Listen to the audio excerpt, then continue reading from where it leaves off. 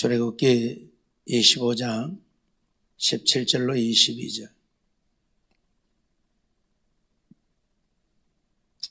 찾으셨으면 우리 같이 보도록 하겠습니다. 출애굽기 25장 17절로 22절 같이 봅니다. 정금으로 속죄소를 만들되 장이 2규빗 반, 광이 1규빗 반이 되게 하고 금으로 그룹 둘을 속죄소 두 끝에 쳐서 만들되 한 그룹은 이 끝에 한 그룹은 저 끝에 그 속죄소 두 끝에 속죄소와 한 덩이로 연하게 할지며 그룹들은 그 날개를 높이 펴서 그 날개로 속죄소를 덮으며 그 얼굴을 서로 대하여 속죄소를 향하게 하고 속죄소를 궤 위에 얹고 내가 네게 줄 증거판을 궤 속에 넣으라. 거기서 내가 너와 만나고 속죄소 위 곧 증거궤 위에 있는 두 그룹 사이에서 내가 이스라엘 자손을 위하여 네게 명할 모든 일을 네게 이르리라. 아멘. 지난 시간부터 속죄소에 대해서 우리가 살펴보고 있는데, 속죄소는 하나님의 임재하심을 상징한다고 말씀을 드렸죠.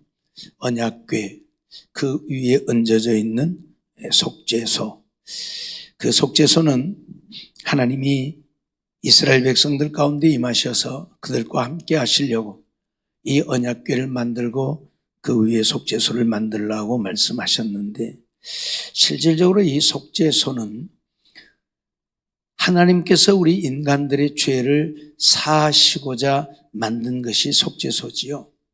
그래서 죄를 속한다고 하여 속죄소라. 우리가 잘 아는 대로 아론 대제사장이 1년에 한 차례 7월 10일이면 그 지성소에 들어가서 짐승의 피를 뿌려서 백성들의 죄를 사하였고, 하나님은 그 피뿌림을 통해서 백성들의 죄를 사하셔서 그들이 하나님의 은혜를 누리고 살게 하셨던 것이 속죄소이지요.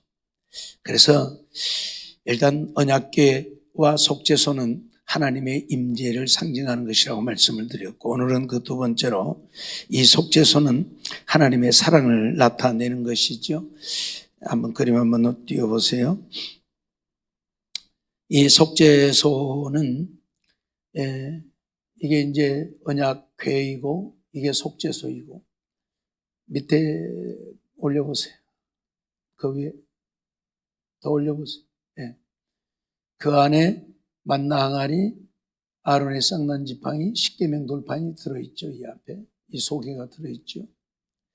그런데 이 십계명은 결국 우리 인간의 죄를 지적하는 것이고 우리를 정죄하는 것이고 우리를 심판하는 것이 이 십계명이죠. 십계명 때문에 우리가 죄인이 되어졌고, 죄인 되어졌기에 우리는 영원히 멸망할 수밖에 없는 죄인이 되어져 버린 것입니다. 이 계명을 주시기 전에는 오늘 우리들이 거짓말을 해도 그것이 죄인 줄을 모르고 살았잖아요. 어떤 의미에서는 우리가 죄인이 아니었단 말이죠.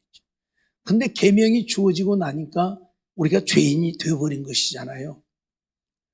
법이 없으면 무엇을 해도 법에 저촉이 안 되잖아요. 법이 없으니까. 그냥 법이 만들어지면 이제 거기에 저촉되면 법의 심판을 받게 되는 것이란 말이죠.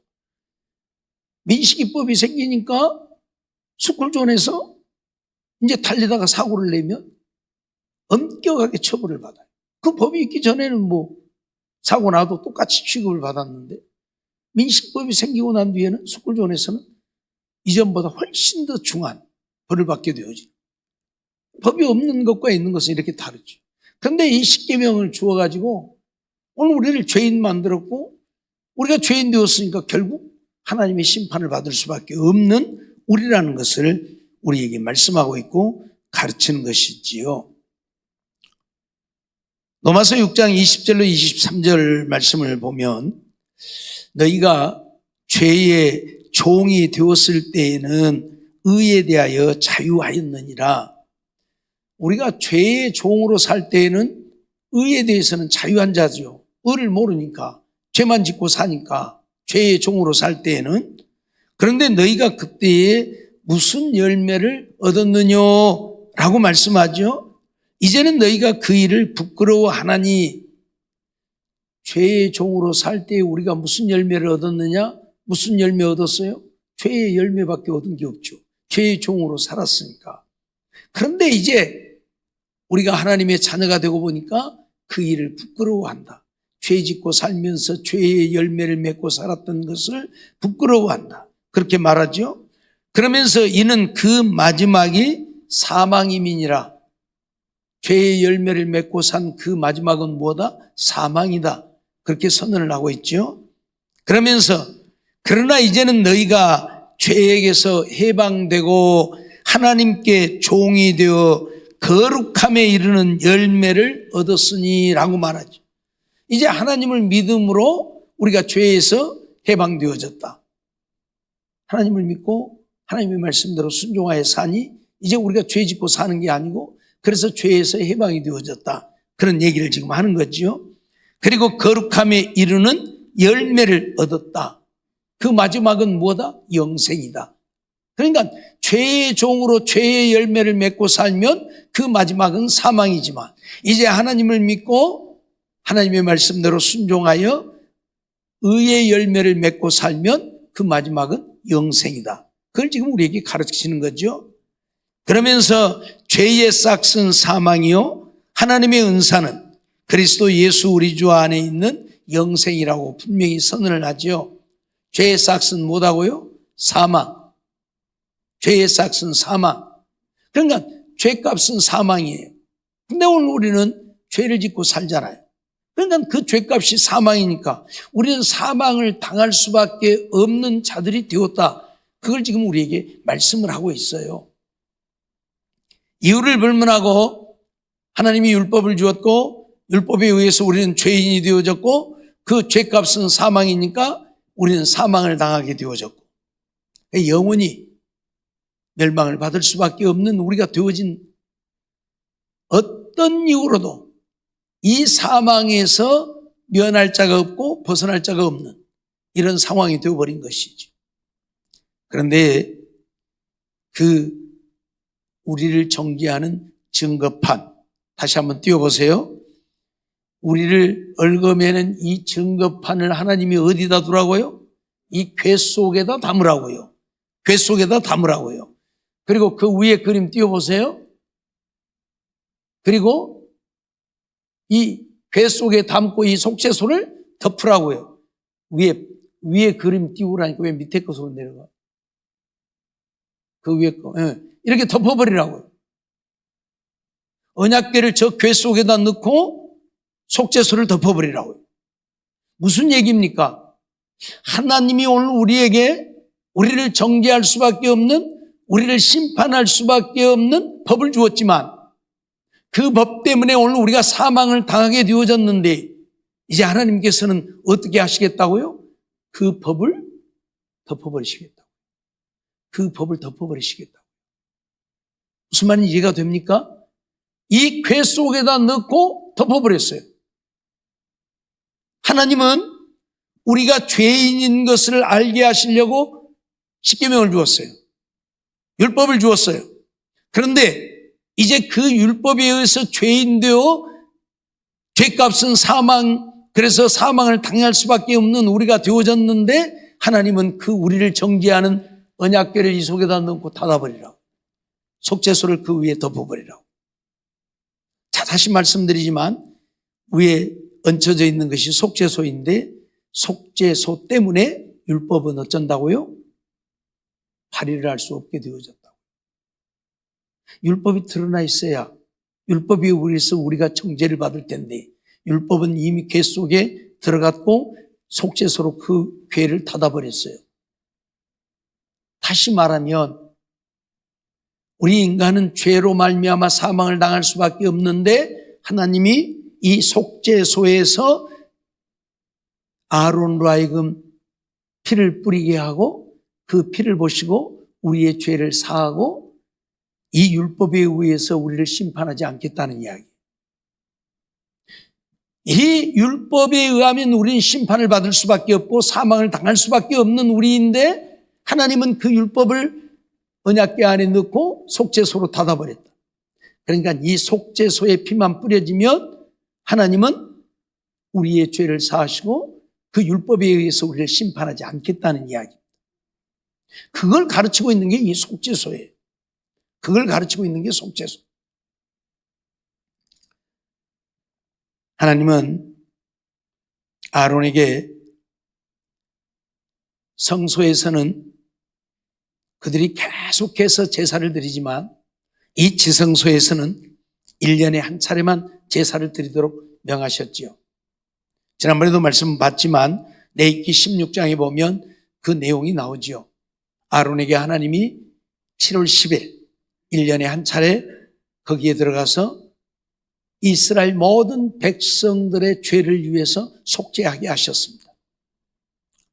레위기 16장 14절로 16절 말씀을 보면 그는 또 수송아지의 피를 취하여 손가락으로 속죄소 동편에 뿌리고 또 손가락으로 그 피를 속죄소 앞에 7번 뿌릴 것이며 또 백성을 위한 속죄제 염소를 잡아 그 피를 가지고 장 안에 들어가서 그 수송아지 피로 행함같이 그 피로 행하여 속죄소 위와 속죄소 앞에 뿌릴지니 곧 이스라엘 자손의 부정과 그 범한 모든 죄를 인하여 지성소를 위하여 속죄하고 또 그들의 부정한 중에 있는 회막을 위하여 그같이 할 것이요 라고 말씀을 하고 있는데 하나님이 아론에게 수송아지의 피를 취해서 가지고 가서 지성소에 들어가서 속죄소 동편에 뿌리고 속죄소 앞에 7번 뿌리라고 명령을 하지요. 그리고 또 염소를 잡아서 염소의 피를 가지고 장 안에 들어가서 그 수송아지의 피로 행함같이 그 피로 행하여서 속죄소 위와 속죄소 앞에 뿌리라. 그래서 이스라엘 자손의 부정, 그 범한 모든 죄, 그리고 지성소를 위하고 또 부정한 중에 있는 회막을 위해서 모든 죄를 사하는, 속죄하는 일을 하라. 그렇게 명하시는 거예요. 그러니까 이 속죄소라고 하는 것은 하나님이 그곳에서 아론이 뿌린 피를 보시고 백성들의 죄를 사하겠다고 하는 곳이 바로 속죄소입니다. 거기에 피가 뿌려지니까 하나님이 이 율법, 십계명, 율법을 주었는데 그 율법에 의해서 죄인 되어진 그들의 죄를 다 사하고, 그럼 어째요? 율법은 의미가 없어지겠죠. 율법에 의해서 죄인 되어졌고 사망을 당하게 되어졌는데 거기에 피가 뿌려지는 것을 보고 하나님이 백성들의 죄를 사한다면 이제 이 율법은 더 이상 자기 역할을 할 수 없게 되겠죠. 왜? 하나님이 죄인들의 죄를 사했으니까. 율법이 정죄한, 율법이 죄인이라고 심판한, 율법이 사망을 선언한 모든 자들의 죄를 하나님이 피뿌림을 통해서 사해버렸으니 율법은 더 이상 의미가 없어졌죠. 그래서 율법을 언약궤 안에 넣고 속죄소로 닫아버립니다. 이건 뭘 말하고 있어요? 하나님의 사랑. 이 율법에 의하면 인생은 어떤 누구도 구원 얻을 자가 없습니다. 이 죄에서 자유하고 해방되어질 자는 아무도 없습니다. 어떤 누구도 이 율법에 의해서 죄인 되어질 수밖에 없고 사망을 당할 수밖에 없고 영원히 멸망할 수밖에 없는 죄인들인 것입니다. 늘 말씀드리지만 의인은 없나니 하나도 없다고 로마서 3장을 통해서 우리에게 선언하고 있죠. 모든 사람이 죄를 범하였음에 하나님의 영광에 이르지 못한다고 선언하고 있죠. 거기 모든 사람은 어떤 누구도 예외일 수가 없습니다. 이 세상에 아담, 하와를 통해서 태어나 살고 있는 인생들 가운데 어떤 누구도 이 율법에서 해방되어지고 자유를 얻을 자는 아무도 없습니다. 그 율법에 의해서 다 죄인 되어진 자들. 물론 바리새인들은 율법을 완벽하게 지켰다고 말을 하지요. 바울 사도도 율법의 의로는 흠이 없었다고 고백을 하고 있지요. 근데 거기서 말하는 율법의 의로 흠이 없다고 하는 것은 드러난 율법을 말하는 것이지요. 율법의 내용을 말하는 게 아니고 드러난 율법. 예를 들면 살인하지 말라. 사람만 안 죽이면 율법을 지킨 겁니다. 그러죠? 사람만 안 죽이면, 살인하지 말라고 했으니까 사람만 안 죽이면 율법을 지킨 것입니다. 그런데 그 율법의 의미가 뭐예요? 1계명부터 4계명까지는 하나님을 사랑하라는 것이고 5계명부터 10계명까지는 이웃을 사랑하라는 계명인데 사람을 죽이지 말라는 이야기가 아니고 사랑하라는 이야기예요. 살인하지 말라는 얘기는 사람을 죽이지 말라는 얘기가 아니라 사랑하라는 이야기예요. 그러니까 사람을 안 죽였어도 사랑하지 못한다면 율법을 어기고 있는 거예요. 그렇죠? 미워하고 있다면 율법을 어기고 있는 거예요. 지금 못 지킨 거예요. 그렇죠? 예. 율법은 그걸 우리 말하고 있잖아요. 1계명부터 4계명까지는. 그래서 제자들이 예수님에게 묻잖아요. 계명 중에 어느 계명이 큽니까? 물을 때 예수님이 뭐라고 그랬어요? 첫째는 이와 같으니 하나님을 내 목숨을 다해서 사랑하라. 그것이 첫째다. 둘째는 이와 같으니 내 이웃을 내 몸처럼 사랑하라. 계명을 집약해서 말씀하셨는데 이 10계명 중에 어떤 계명이 큽니까? 라고 물었더니 하나님을 사랑하고 이웃 사랑하는 것이다. 그렇게 말씀을 했어요. 이것이 율법과 선지자의 강령이다. 강령이다. 그러니까 뭐예요? 살인하지 말라는 얘기는 사람을 죽이지 말라는 이야기도 되지만 죽이지 말 뿐만 아니라 사랑하라는 이야기예요. 사랑하라. 미워하지 말고 사랑하라. 그래서 마태복음 5장에 예수님이 뭐라고 그래요? 살인치 말라 하는 것을 들었다 했으나 나는 너희에게 이르노니 형제를 미련한 놈이라고도 하지 말고 낙하라고 욕도 하지 말고 형제를 미워해서는 안 된다고. 예? 미련한 놈이라고도 하지 말고 욕도 하지 말고 미워하지 말고 사랑하라 그 말. 그게 계명이다 그 말이요. 그게 계명. 근데 그 계명을 지키고 사는 사람이 누가 있어요? 한 번도 누구 미워해 본 적 없는 사람이 누가 있어요? 우리가 계명을 하나를 10가지 계명이 있는데 그 계명을 지키다가 하나를 범하면 어쩐다고요? 율법 전체를 범하는 것이 된다. 그러니까 뭐예요? 율법을 지키려면 1계명부터 10계명까지 완벽하게 지켜야 다 지키는 것이지. 율법의 의로는 흠이 없다고 하려면 1계명부터 10계명까지 완전하게 지켜야 흠이 없는 것이지. 9개 지키고 하나 덜 지켰으니까 뭐 90%는 흠이 없고 10%만 흠이 있는 겁니까? 아니라고 말하고 있잖아요. 율법을 지키다가 하나에 그치면 율법 전체를 범한 것이 된다고 분명히 선언하고 있잖아요. 그러니까 율법을 지키고 사는 자가 없어요. 율법의 의로는 흠이 없는 자가 없어요. 다 무슨 말이에요? 죄인이라는 얘기. 이유를 불문하고. 어떤 사람은 1계명부터 10계명까지 다 범한 자가 있을 거고, 어떤 사람은 그 중에 5개, 어떤 사람은 3개, 어떤 사람은 1개 범한 사람이 있을는지 몰라도 결국은 뭐예요? 율법을 어긴 거예요. 율법을 범한 거예요. 그럼 어째요? 그 율법에 의해서 정죄받고 심판받고 사망을 당하게 되는 것이란 말이에요. 그러니 이 땅에 사는 인생들 치고 의롭다 할 인생은 하나도 없는 거예요. 그래서 의인은 없나니 하나도 없다. 모든 사람이 죄를 범했다. 그 선언하고 있는 거예요. 죄의 싹은 무엇이다? 사망이다. 그런데 이렇게 사망을 당하게 되어진 오늘 우리를 하나님이 사랑해서 속죄소를 만들었단 말이에요. 우리가 만든 게 아니에요. 하나님이 만들라고 해서 만드셨고 하나님이 그곳에서 백성들의 죄를 사해 주시는 거예요. 이 율법을 잠재하고 율법에 의해서 죄인 되어진 우리 죄인들을 이 율법은 덮어버리고 하나님의 사랑으로 거기에 뿌려진 피를 보고, 그런데 실질적으로 이 속죄소에 뿌려진 피는 우리 인간의 죄를 완전히 속할 수 없지요. 히브리서 9장 7절 말씀을 보면 오직 둘째 장막은 대제사장이 홀로 1년 1차씩 들어가되 피 없이는 아니하나니 이 피는 자기와 백성의 허물을 위하여 드리는 것이라 말씀하고 있죠. 둘째 장막, 지성소를 말합니다. 첫째 장막은 성소, 둘째 장막은 지성소.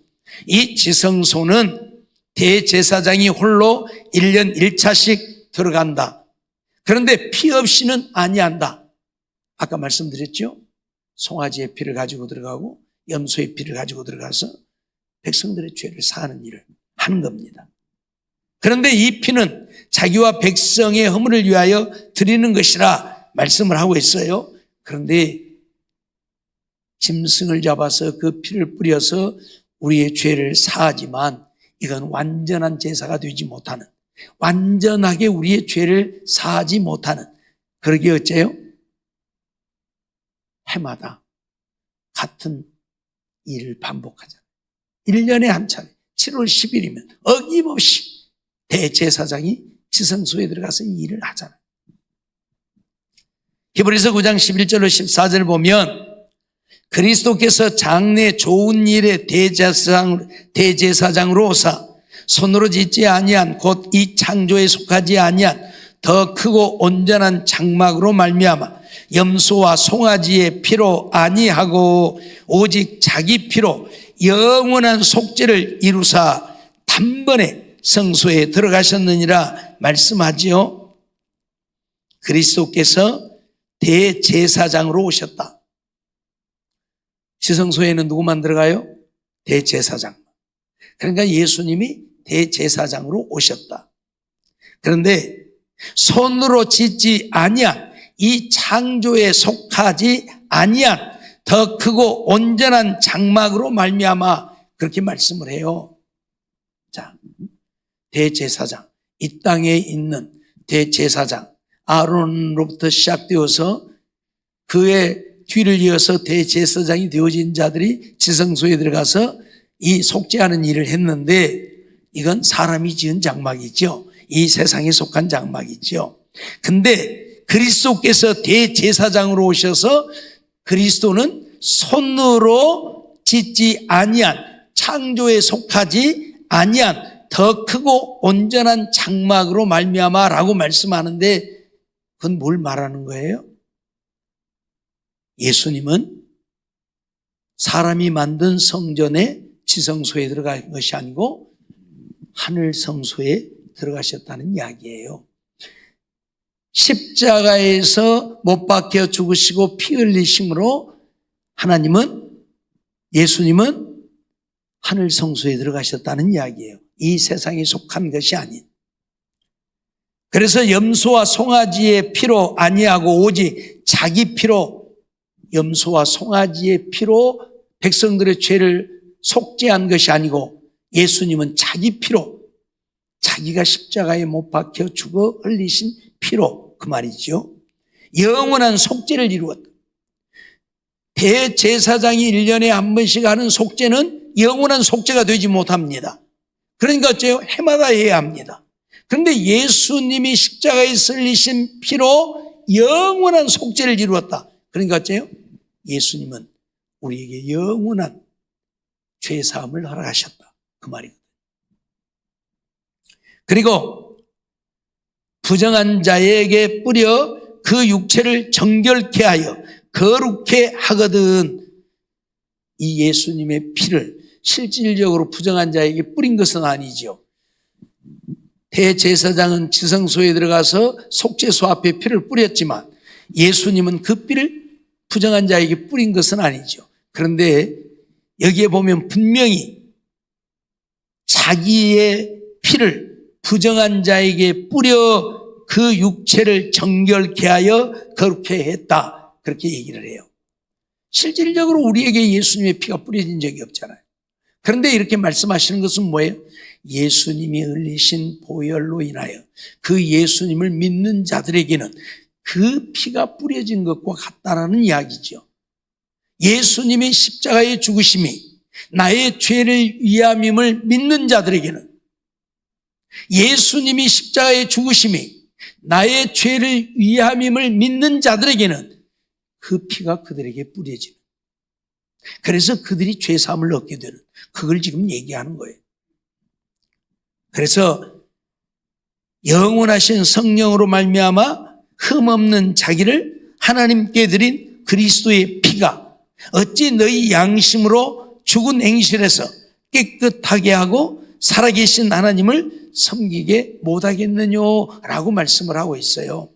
그러니까 예수님이 십자가의 죽으심으로 흘리신 그 보혈은 오늘 우리로 하여금 하나님을 진실로 믿고 믿음으로 살 수 있게 하는, 정말 우리의 죄를 사함으로 우리가 이제 하나님의 자녀 되어서 하나님을 섬기며 살게 하는 그 피가 되어졌다, 그 말이에요.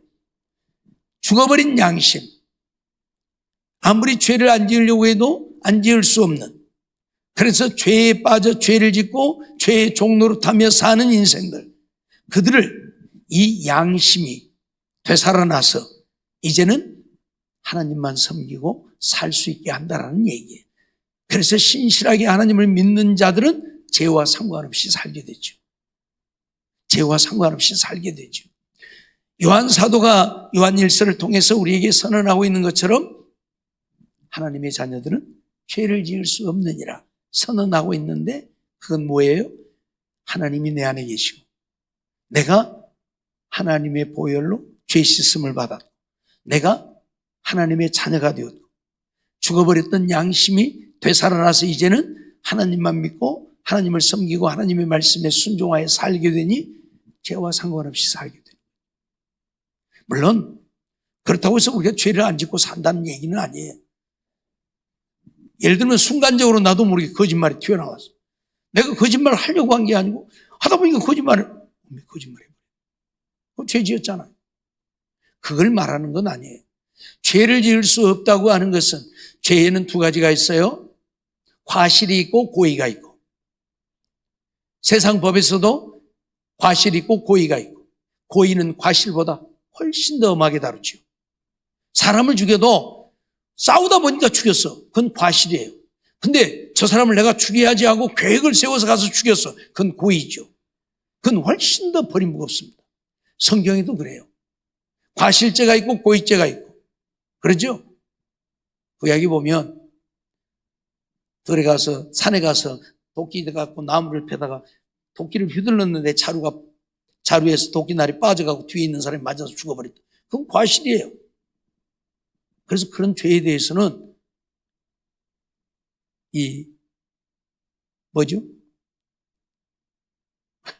금방 생각이 나. 내가 도피성을 두어서 거기 가서 생명을 보존하게 했잖아요. 도피성에 가서 생명을 보존하게 했단 말이에요. 그러나 고의로 사람을 죽인 자는 절대 도피성에 피해도 거기서 끌어내서 죽이도록 하죠. 그게 바로 고의와 과실의 차이예요. 오늘 우리가 죄를 짓는 것도 마찬가지예요. 요한 사도가 죄를 지을 수 없다고 하는 것은 고의를 말하는 것이지 과실을 말하는 것이 아니에요. 예를 들면 내가 차를 운전하고 가는데 차가 말을 안 들어서 브레이크가 고장나서 사람을 받아서 죽였다.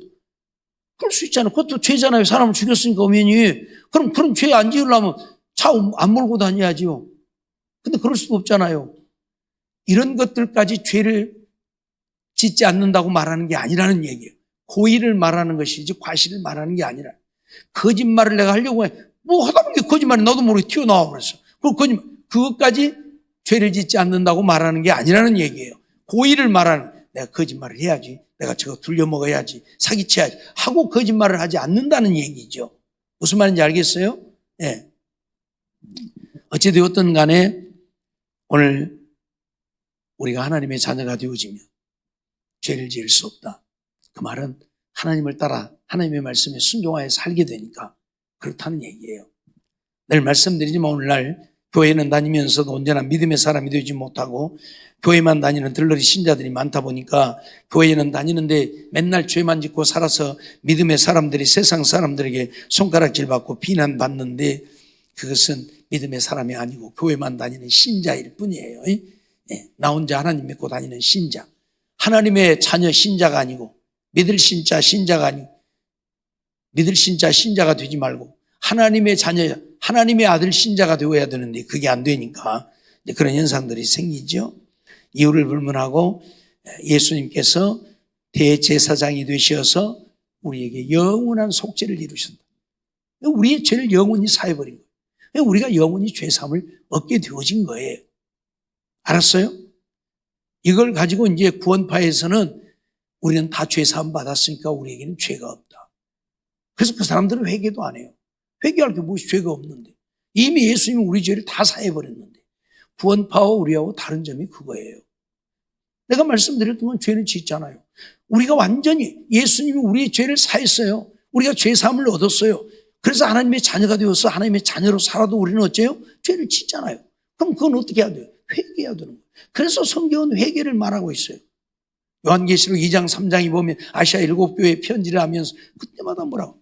회개하라, 회개하라, 회개하라. 회개치 아니하면 그게 표현하고 있잖아요.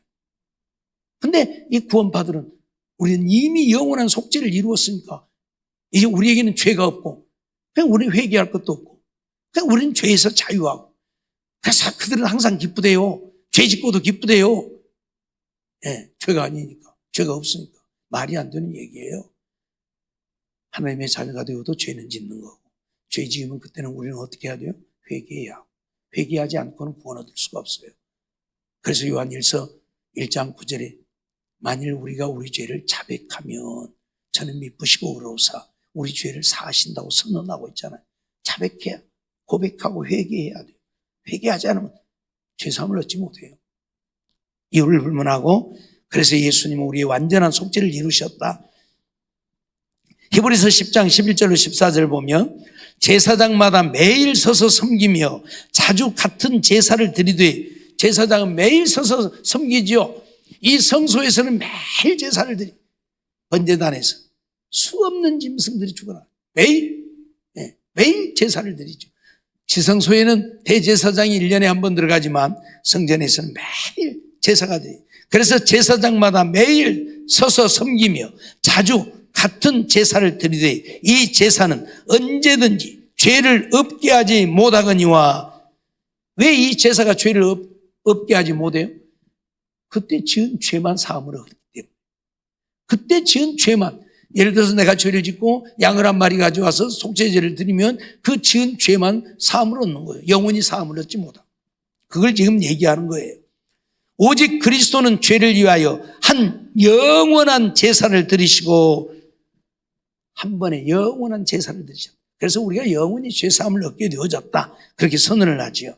그리고 하나님의 우편에 앉으사 그 후에 자기 원수들로 자기 발등상이 되게 하실 때까지 기다리시나니 저가 한 제물로 거룩하게 된 자들을 영원히 온전케 하셨느니라. 그렇게 말하지요. 예수를 믿는 자들은 이미 예수님이 우리에게 영원한 속죄를 이루셨기 때문에 우리가 죄사함을 얻었습니다. 그렇다고 해서 우리가 지금 짓는 죄까지도 속해 사함을 얻은 건 아니고 지은 죄는 그때그때 회개해야 무슨 말인지 이해가 되지요? 이것이 바로 하나님의 사랑이지요.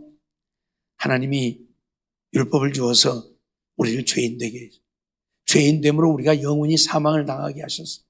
그런 우리들을 이 율법에서 벗어나게 하시려고 율법은 언약궤 안에다 넣고 속죄소로 덮어버리고 거기에 피를 뿌림으로 죄사함을 하셨어요.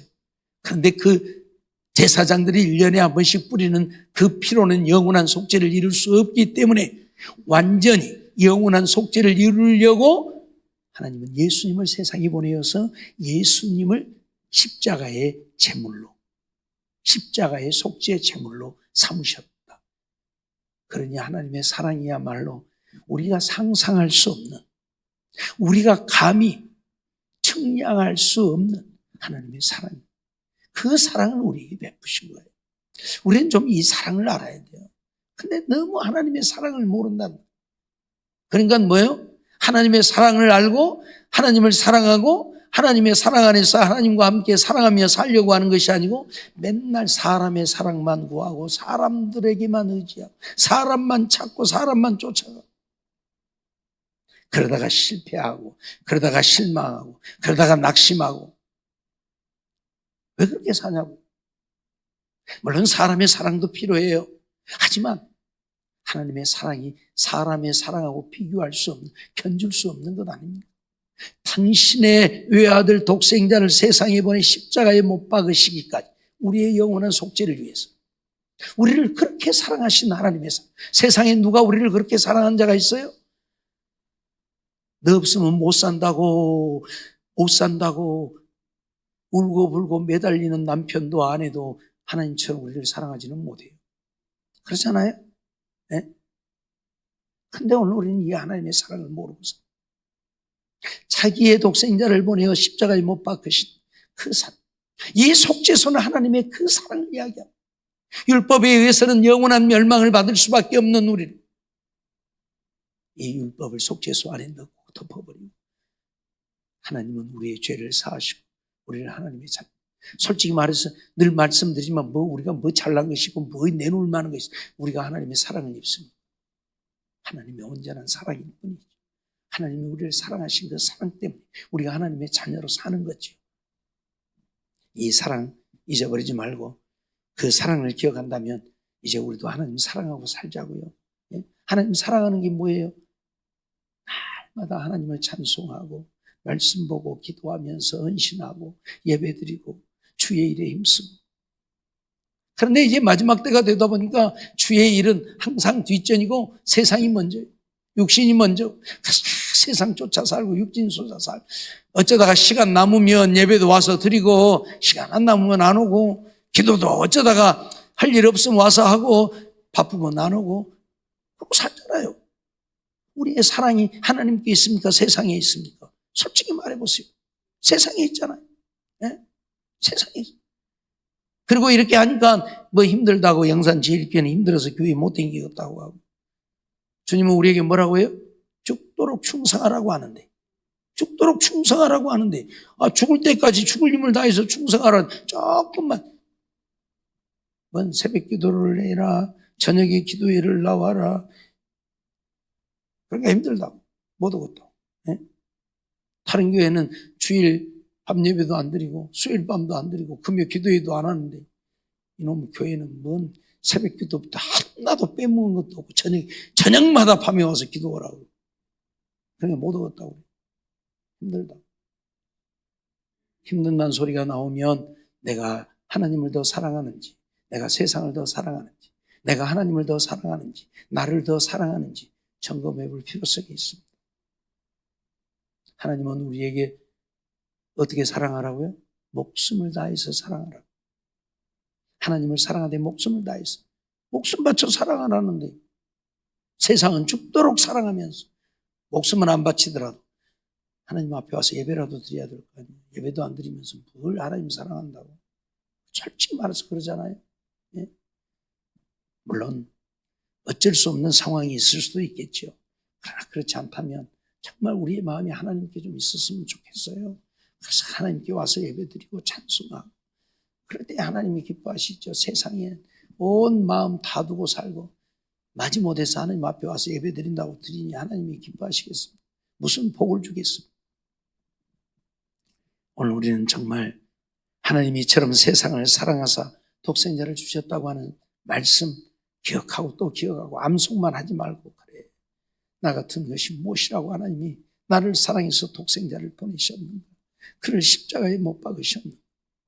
그러면서 하나님을 좀 사랑하고 사는 우리 모두가 되어지기를 주의 이름으로 축원합니다. 기도하겠습니다. 사랑과 은혜가 충만하신 하나님 감사합니다. 오늘도 저희들을 사랑하시고 이 밤도 부르셔서 또 하나님 앞에 나와 예배드리게 하신 하나님 감사합니다. 주신 말씀 기억하고 속죄소는 하나님의 사랑을 우리에게 말씀하고 있음을 잊어버리지 않게 해 주옵소서.